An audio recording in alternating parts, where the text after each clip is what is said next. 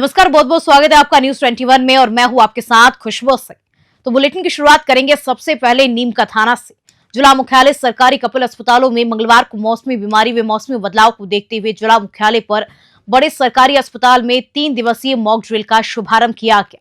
CMHO doctor विनय गहलोत ने बताया कि मॉक ड्रिल में पैरामीटर पर बीमारियों की रोकथाम नियंत्रण के लिए चिकित्सा संस्थानों पर उपलब्ध मानव संसाधन, दवाइयों की उपलब्धता, रेफरल सर्विसेज, लॉजिस्टिक उपलब्धता, जांच उपकरण सुविधा व टेली मेडिसिन का आकलन किया गया। इस मौके पर अस्पताल पीएमओ डॉक्टर कमल सिंह शेखावत ने बताया कि अस्पताल में 3 दिन तक मॉक ड्रिल की जाएगी। इस मौके पर सीएमएचओ डॉक्टर विनय गहलोत, बीसीएमओ डॉक्टर राकेश शंकर, मनीष अग्रवाल सहित अनेक डॉक्टर मौजूद थे। नीम का थाना से रविकांत अग्रवाल की रिपोर्ट। व्यास अकेडमी उच्च माध्यमिक विद्यालय गढ़वारा का वार्षिकोत्सव बचपन सीनियर 2024 का आज भव्य शुभारंभ किया गया। कार्यक्रम का शुभारंभ विद्यालय के प्रशासक युगल किशोर शर्मा, प्रधानाचार्य तीतलेकेश पालीवाली, शारीरिक शिक्षक कमलेश जोशी, पारी प्रभारी लीना चाक, रेखा चाष्टा ने दीप प्रज्वलन कर किया। कार्यक्रम की अध्यक्षता विद्यालय के निदेशक ललित व्यास ने की। आज कार्यक्रम के पहले दिवस में भाषण, स्पीच, वाद विवाद, सोलो और group singing, with track, cooking without fire, GK keys और कलश सजावट, थाली डेकोरेशन, फेस पेंटिंग, मेहंदी आदि कार्यक्रम हुए। 5 दिवसीय दिनांक 12 नवंबर 2024 से 16 नवंबर 2024 तक उपरोक्त कार्यक्रम में विद्यालय की कक्षा 6 से 12वीं तक के लगभग 400 छात्र छात्राएं साहित्यिक सांस्कृतिक गतिविधियां, देशभक्ति, राजस्थान की संस्कृति, सामाजिक विषयों पर मनमोहक प्रस्तुतियां देंगे। राजसमंद से प्रमोद जोशी की रिपोर्ट। रेवदर उपखंड के दाताराई गांव के भामरा प्रशासन ने मंगलवार को नाले पर अवैध कब्जा अतिक्रमण को हटाया। ग्राम दाताराई की भामरा सरहद से लगता हुआ खसरा नंबर 1973 गैर मुमकिन भूमि से होकर एक नाला निकलता है, जिसे ग्रामीण बालदमारी नाला कहते हैं। इस पर दाताराई निवासी हिदराम पुत्र हटाजी कलबी द्वारा अवैध रूप से अतिक्रमण कर उसमें पत्थर वगैरह डालकर उसमें कांटेदार बाड़ बनाकर नाले को अवरुद्ध किया गया था। तहसीलदार रेवदर के आदेश पर पटवारी हल्का दाताराई अभिमन्यु सिंह व पटवारी प्रतिहारी हरजीराम राणा दोनों पक्षों की उपस्थिति में अवैध कब्जे को हटाया गया। रेवदर से नरेश चौधरी की रिपोर्ट। आपराधिक गतिविधियों पर लगाम कसने के लिए पाली जिला पुलिस अधीक्षक चूनाराम जाट द्वारा शहर और ग्रामीण क्षेत्र में विशेष नाकाबंदी की जा रही है।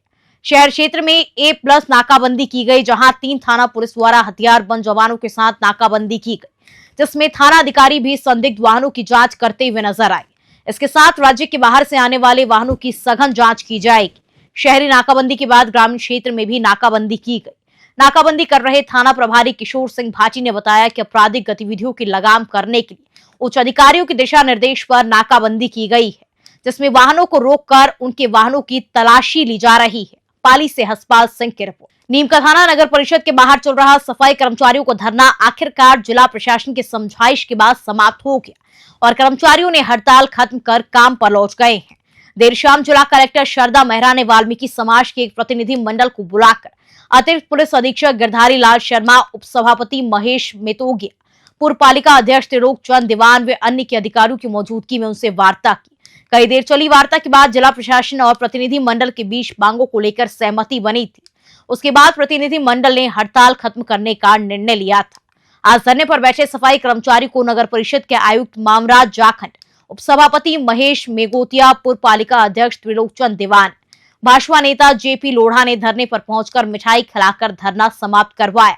कल से नीम का थाना की सफाई व्यवस्था फिर से पटरी पर लौटेगी। नीम का थाना से रविकांत अग्रवाल की रिपोर्ट। 5 नवंबर से नगर परिषद में जो कर्मचारी सफाई कर्मचारियों का गतिरोध चल रहा था, वो कर्मचारियों का कल गतिरोध समाप्त कर उनको काम पे लगाया गया, पेन डाउन समाप्त किया गया।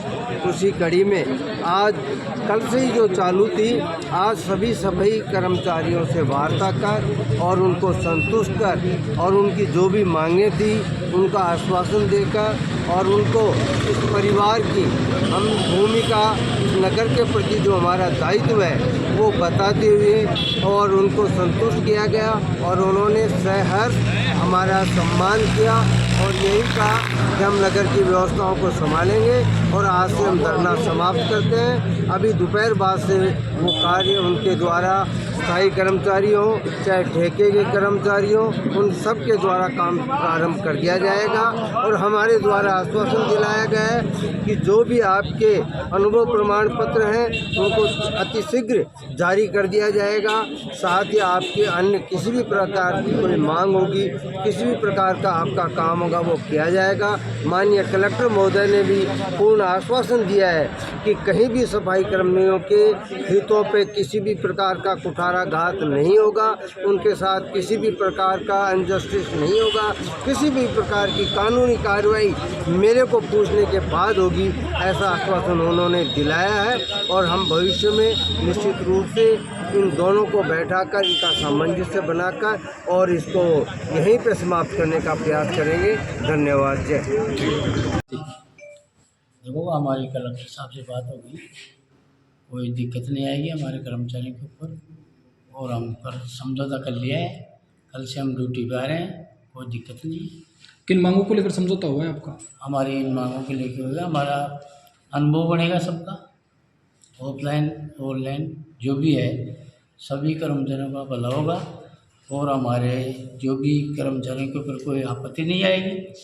कलेक्टर साहब ने हमारे को भरोसा दिलाया है और हम कल ड्यूटी पे आ रहे हैं। उनके फैसले से संतुष्ट है कलेक्टर साहब। जालोर जिला मुख्यालय पर सूदलाव तालाब के पास स्थित श्री रानी भटियाणी माजिसा मंदिर में 14 नवंबर गुरुवार को एक शाम माजिसा के नाम वार्षिक मेला एवं विशाल भजन संध्या का आयोजन किया गया। श्री रानी भटियाणी माजिसा ट्रस्ट के अध्यक्ष प्रकाश छाजेड़ा ने बताया कि एक शाम माजिसा के नाम कार्यक्रम को लेकर मंदिर ट्रस्ट द्वारा तैयारियां जोरों शोरों से की जा रही हैं। गुरुवार को आयोजित भजन संध्या में ख्याति प्राप्त भजन कलाकार आशा वैष्णव एंड पार्टी अहमदाबाद, अनिल सेन नागौर, देव राणा जोधपुर सहित अन्य प्रसिद्ध कलाकार अपनी प्रस्तुति देंगे। जालोर से शंकरलाल चौधरी की रिपोर्ट। पीएम श्री राजकीय उच्च माध्यमिक विद्यालय श्री माधोपुर में मंगलवार को समाज सेवक दोस्त फाउंडेशन द्वारा जरूरतमंद विद्यार्थियों को शिक्षण सामग्री वितरित की गई। स्थानीय विद्यालय के शिक्षक उत्तम प्रकाश की प्रेरणा से हर वर्ष की भांति इस बार भी फाउंडेशन के प्रतिनिधि विमल कुमार पबड़ी ने उपस्थित होकर विद्यालय के 16 छात्र छात्राओं को स्वेटर वितरित की। इस अवसर पर प्रधानाचार्य अंकुर ने स्वेटर सामग्री वितरण को पूर्ण कार्य बताते हुए फाउंडेशन का आभार प्रकट करते हुए धन्यवाद ज्ञापित किया एवं समाज सेवक दोस्त फाउंडेशन के प्रतिनिधि विमल पबड़ी ने भविष्य में भी विद्यालय के जरूरतमंद विद्यार्थियों की सहायता करने का आग्रह किया।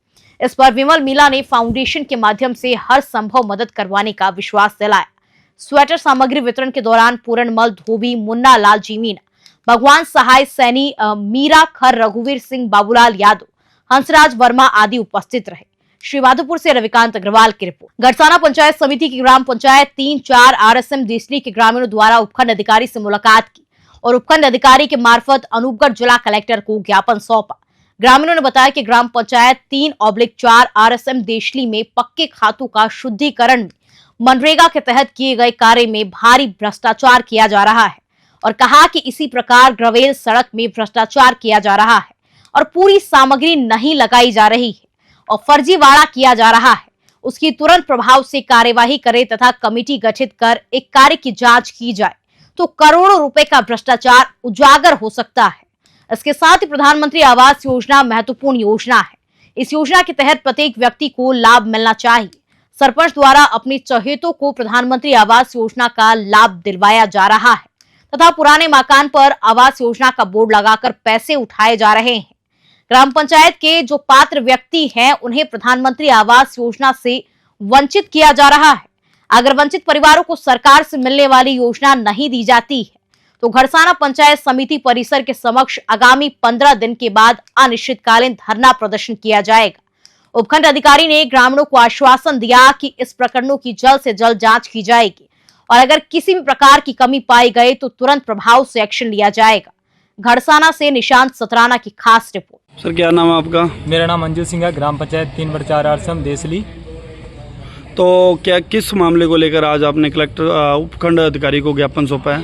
ये ग्राम पंचायत देसली की बात है। सरपंच और सचिव द्वारा जो नरेगा और ग्रेवल सड़क में फर्जीवाड़े नरेगा चलाया जा रहा है और उसमें कोई मजदूर नहीं पहुंचा है आज तक और उसमें फिर भी हाजिरियां लग रही है, लगातार से देख रहे हैं हम, लेकिन हम आज तक ऐसा नहीं हुआ किसी ग्राम पंचायत में। क्या नाम है जी? राजकुमार है सर जी। राजकुमार जी, क्या कुछ पूरा मामला है? मामला जो ये 11-12 RJM जो ग्रेवल डाला है उसमें माल बहुत कम डाला हुआ है, खड्डे पड़ गए हैं, रोड टूट रही है। वो इसके एसडीएम साहब को ज्ञापन सौंपा। इसके ऊपर जो टीम है उससे जांच करवाएं। यहाँ की टीम से जांच 2 बार ये सेक्रेटरी जाके जांच कर आ गया, उससे कुछ बना नहीं। जी सर, क्या नाम है आपका? मेरा नाम प्रेम सारण है सर। प्रेम सारण जी, आपने ज्ञापन सौंपा है, क्या कुछ मांगे हैं? सर ये मेरी ग्राम पंचायत देसली पंचायत है। इसमें आज जो गरीब आदमी है, ऐसे जो घर है उनके आज तक पक्के मकान नहीं बने हैं। जो उनको जरूरतमंद है वो आदमी, उनके आज तक पक्के मकान नहीं बने। मतलब आवास जो पात्र लोगों को नहीं मिल पा रहा? नहीं मिल रहे सर। बहुत भी ऐसे घर बैठे हैं। मेरी पंचायत में कम से कम 50 घर है, उनके आवास नहीं है अभी तक। पानी की डिग्गियां हैं, शेड है, जहाँ जिनको जरूरत है उनको नहीं मिल रहा है। भ्रष्टाचार चल रहा है हर आदमी से। जैसे बिल्डिंग बनी हुई है, उनकी बिल्डिंग पे आज मैं पट्टी लगी दिखी हुई दिखा देता हूँ। उनको पैसे भी दिए हैं, वो मकान भी पास किए उनके। जो पहले की पक्की बिल्डिंग है वो आज मेरी पंचायत में से हो रही है। मतलब आपका कहना है कि यहाँ जो आवास योजना है उसमें जो पूर्ण निर्माण किए गए हैं कोठियों को, उसके ही बजट बढ़ाए गए आवास के नाम पे? जी सर, ये हो रहा है मेरी पंचायत में। अभी 5-7 दसों को तो अभी हुआ है। जो जिनके मकान पहले के बने हुए हैं पक्के, उनका भी बजट उठाया गया। सरपंच और वो जिम्मेदार है, उन जिम्मेदारों को भी उनसे पैसे लेके कुछ 50-50 तो किए, यही तो जानते ही हैं। इसलिए मकान किस लिए बनते हैं। विधानसभा उपचुनाव की तैयारियों को लेकर मुख्य निर्वाचन अधिकारी नवीन महाजन ने वीसी के माध्यम से बैठक ली। इस दौरान सीईसी ने अधिकारियों को कानून व्यवस्था को लेकर मुस्तैद रहने के निर्देश दिए। जिला निर्वाचन अधिकारी अंकित कुमार सिंह, जिला पुलिस अधीक्षक मोनिका सेन ने इस दौरान अहम सुझाव दिए। एसपी मोनिका सेन ने वेबकास्टिंग, पुलिस गश्त, आचार संहिता की पालना, केंद्रीय सशस्त्र बलों की तैनाती, नाइट पेट्रोलिंग को लेकर अहम जानकारी दी। डूंगरपुर से सादिक अली की रिपोर्ट। क्या अपील करना चाहेंगे? जैसा कि कल 13 नवंबर को 84 विधानसभा में बाई इलेक्शंस हैं, इसमें हमारी तरफ से अपील रहेगी कि आमजन आकर अपनी स्वतंत्र और निर्भीक होकर वोट करें और लोकतंत्र को सफल करें। मंगलवार को देव उठनी एकादशी के अवसर पर डीग शहर के ऐतिहासिक लक्ष्मण मंदिर पर मंदिर महंत मुरारी लाल पाराशर के पावन सानिध्य में श्री राधा कृष्ण सेवा ट्रस्ट द्वारा तुलसी शालिग्राम विवाह उत्सव का आयोजन किया गया। इस दौरान मंदिर परिसर में बैंड बाजों के साथ ठाकुर जी की बारात प्रारंभ हुई। मंदिर परिसर में बने तोरण द्वार पर ठाकुर जी ने तोरण मारा और तुलसी एवं शालिग्राम का विवाह हुआ। इस दौरान मंदिर परिसर में महिला भक्त मंडल की ओर से बधाई गीत गाए गए। मंदिर महंत पंडित मुरारी लाल पाराशर ने तुलसी शालिग्राम विवाह पर प्रकाश डालते हुए कहा कि इस दिन भगवान शालिग्राम संग तुलसी विवाह किया जाता है। ऐसा करने पर वैवाहिक जीवन में आ रही बाधाएं खत्म हो जाती है। डीग से पंकज शर्मा की रिपोर्ट। महारानी वीरांगना अवंतीबाई लोधी विकास समिति लोधा समाज द्वारा गांव सैत में मंगलवार को 19वां सामूहिक विवाह सम्मेलन डीग कुम्हेर विधायक डॉक्टर शैलेश सिंह के मुख्य आतिथ्य एवं समाजसेवी एवं प्रमुख उद्योगपति ओमी राम पटेल व उनके पुत्र आनंद ओमी राम पटेल की अध्यक्षता में आयोजित हुआ। इस दौरान समाज के लोगों द्वारा अतिथियों का स्वागत सत्कार किया गया। समिति के हुकुम सिंह ने जानकारी देते हुए बताया कि सामूहिक विवाह सम्मेलन में निर्धन कन्याओं को समिति की तरफ से उपहार भेंट किए गए। डीग कुम्हेर के युवा विधायक डॉक्टर शैलेश सिंह ने वरवधू को आशीर्वाद देते हुए आयोजकों से कहा कि गरीब कन्याओं को शादी करना 100 गायों को पालने के बराबर है। इस मौके पर प्रमुख उद्योगपति ओमी राम पटेल ने अपने विचार व्यक्त करते हुए समाज के लोगों को एकजुट रहने की अपील की। डीग से पंकज शर्मा की रिपोर्ट। ब्रजमंडल में राजस्थान के डीग और कामा का अत्यंत महत्वपूर्ण स्थान है, क्योंकि कामा वन को आदि वृंदावन कहते हैं और डीग क्षेत्र आदि बद्री जैसी दिव्य लीला स्थलियों के लिए प्रख्यात है। डीग की ओर जाते हुए यात्रा पुथरी से निकलते श्याम बाबा ढाका पहुंचे। आज भी कदम वृक्षों के दोने के आकर पत्ते गिरते हैं, तभी कहावत बनी हुई है कि श्याम ढाक के दोना दही पिज्जा श्याम सलोना। पुरातन समय से यहाँ ढाक के बहुत सारे वृक्ष हुआ करते थे। आज भी ये बड़ी रमणीक लीला स्थली है। उक्त लीला स्थलों के दर्शन कर यात्री अपने आज के पड़ाव स्थल पर पहुंचे। कल यात्रा दीर्घपुरी से निकलकर आगे बढ़ेगी। यात्रा में राधाकांत शास्त्री, बाबा ब्रज शरण दास, नरसिंह दास, ब्रजदास राजकुमार प्रभु दास, नीलमणि शंकर बाबा आदि भी चल रहे हैं। डीग से पंकज शर्मा की रिपोर्ट। और इसी खबर के साथ बुलेटिन में फिलहाल इतना ही। नमस्कार।